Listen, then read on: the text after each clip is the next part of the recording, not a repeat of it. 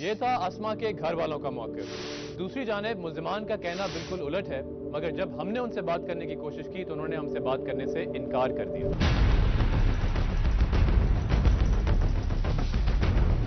آسما کے قتل کے ملزم بخت علی، جو مقتولہ آسما کے جیٹ تھے، کا موقف مذکورہ مقدمے میں ضروری تھا۔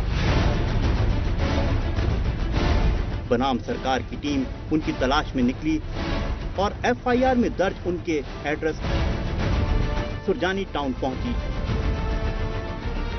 وہاں جا کر معلوم ہوا کہ بخت علی وہ مکان اور علاقہ چھوڑ چکا ہے۔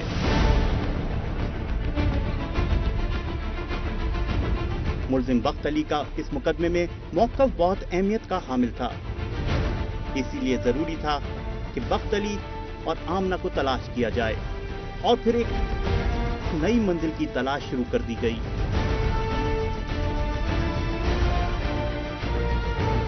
ایک ایسے شخص کو جو کسی قتل کے مقدمے کا ملزم ہو تلاش کرنا کٹھن ہوتا ہے، اور عموماً یہ بات مشاہدے میں آئی ہے کہ ملزم اپنی پوزیشن تبدیل کرتا رہتا ہے۔ شاید اس مقدمے میں ایسا نہ ہو۔ خاصی تک و دو کے بعد ملزم بخت علی کا پتہ تو نہ چل سکا، البتہ ملزم بخت علی کے بھائی دوست علی کے بارے میں معلوم ہوا کہ وہ کورنگی میں رہتا ہے۔ بنام سرکار کی ٹیم کورنگی پہنچی اور دوست علی کو تلاش کیا۔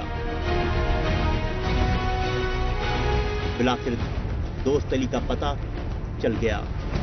بنام سرکار کی ٹیم نے دوست علی سے ملاقات کی اور اسے بتایا کہ اس مقدمے کے اصل حقائق جاننے کے لیے بخت علی اور آپ کی والدہ کا موقف جاننا ضروری ہے، کیونکہ دونوں ملزمان ہیں۔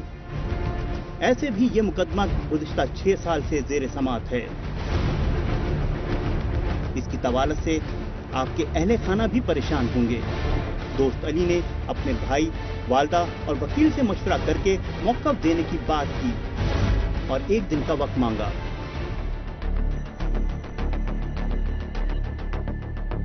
بنام سرکار کی ٹیم اگلے روز کورنگی پہنچی تو وہی ہوا جس کی توقع کی جا رہی تھی۔ دوست علی نے اس مقدمے کے حوالے سے ملزم بخت علی اور آمنہ کی جانب سے بات نہ کرنے کی خبر سنا دی۔ اس کا کہنا تھا کہ ہم اس حوالے سے کوئی موقف بیان نہیں کریں گے، جو کچھ کہنا تھا عدالت میں کہہ دیا۔ اس کیس کے ڈیلے ہونے کی کیا وجوہات ہیں؟ کون سی قانونی پیچیدگیاں اور رکاوٹ ہیں؟ ملتے ہیں لیگل ایکسپرٹ سے۔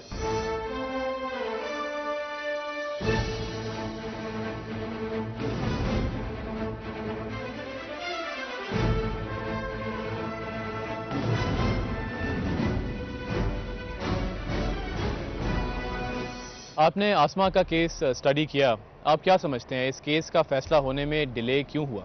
انٹائر جو یہ بیس کرتا تھا یہ ڈائنگ ڈکلیریشن پہ بیس کرتا ڈائنگ ڈکلیریشن، اس کو ذرا واضح کیجئے، یہ کیا ہوتا ہے؟ ایسا بیان جو قریب المرگ لیا جائے اس کو ڈائنگ ڈکلیریشن کہتے ہیں۔ اس کا پریزمپشن جو فیور میں جاتا ہے وکٹم کی، کمپلیننٹ پارٹی کی فیور میں جاتا ہے کہ یہ اب چونکہ مرنے والا ہے تو جھوٹ نہیں بولے گا۔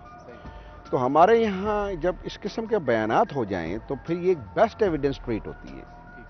تو in view of that best evidence court جو ٹرائل تھی اس ٹرائل کورٹ نے رائٹلی کنوکٹ کیا اس کو۔ تو اگر اتنا جس طرح آپ بتا رہے ہیں اتنا ٹھوس کیس تھا، اتنا سالڈ کیس تھا، وٹنسز بھی موجود تھے، تو پھر 3 سال کیوں لگے کیس کا فیصلہ ہونا؟ یہ کیس بیسکلی جو اینٹی ٹیررزم لاز کے اندر نہیں تھا، اور یہ انفیکٹ اس لاز کے اندر ہونا چاہیے تھا، کیونکہ اس میں جو ہے وہ ہارر ہے، اس میں فیئر ہے۔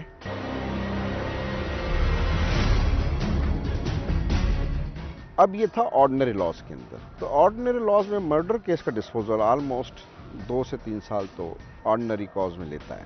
جب آسما کے مرڈررز کو کانوکٹ کر دیا گیا، ان کو سزا سنا دی گئی، 25 سال عمر قید کی سزا، 50 ہزار روپے جرمانہ، تو کیا وجہ ہوئی کہ اس کے بعد مہینے کے اندر ہی ان کو کورٹ نے فیصلہ دے دیا کہ ان کی ضمانت ہو گئی اور آج تک وہ کیس چل رہا ہے؟ تو اس آرڈر کو دیکھنے کے بعد میں خود بھی بڑا حیران ہوں کہ وہ آرڈر ایک تو وہ کرائیٹیریا پورا نہیں کرتا جو 426 کے انگریڈینٹس ہیں، کیونکہ 426 میں ڈسکریشن نہیں ہے، जी। आम हालात बेल में डिस्क्रिशन है। तो जो क्वांटम ऑफ सेंटेंस था वो बड़ा लंबा था, लाइफ 426 क्या होता है सर, इसको भी जरा वाज़ेह की। 426 ज़ाब्ता फौजदारी एक ऐसी दिफा है जिसके तहत अपील के दौरान मुल्जिम को इस बात पे जमानत मिल सकती है कि मेरिट्स पे उसका केस बादियो नज़र में ऐसा है कि वो बरी हो जाएगा, या उसमें एक डिले जो है वो रीजनेबल है और नियर फ्यूचर में उम्मीद नहीं है कि केस डिस्पोज ऑफ हो जाए। तो इन क्राइटेरिया को मद्देनजर रखते हुए जो जमानत दी जाए during the pendency of appeal, इसको हम 426। यानी आप भी इससे क्या आप ये कहेंगे कि आप इस वर्डिक्ट से डिसएग्री करते हैं? ये एक हक है किसी ज्यूरिस्ट का कि वो डिसएग्री करे, और ये भी हक है विक्टिम का कि वो उससे अगले फोरम पर उसको चैलेंज करे। तो मैं तो ये एडवाइस दूंगा उनके लॉयर को, मैं तो एडवाइस दूंगा जो विक्टिम्स हैं कि वो उसको सुप्रीम कोर्ट लेके जाएं और इसकी कैंसिलेशन में जाएं।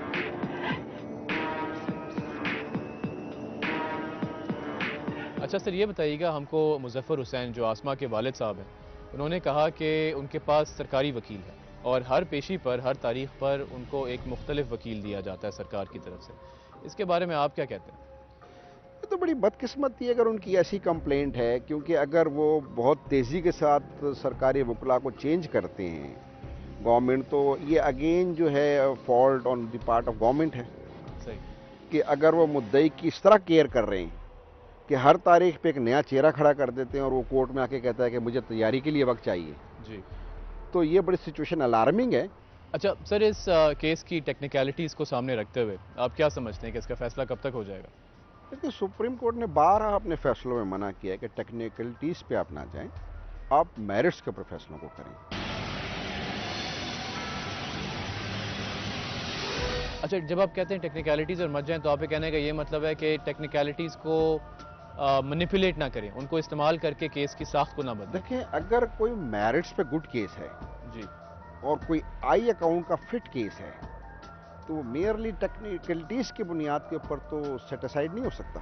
ठीक, बिल्कुल। तो टेक्निकलिटीज़ जो है वो इन दी वे ऑफ कंप्लेनेंट तो नहीं आ सकती। इस ऑर्डर में जो मैंने देखा है, तो इसमें तो एक मैंने अनहर्ड ऑर्डर देखा है, इसमें इवन कंप्लेनेंट को, क्योंकि कसास दिया था, इवन ये भी जहमत नहीं की गई कि कंप्लेनेंट को बुलवाकर उससे सुनते।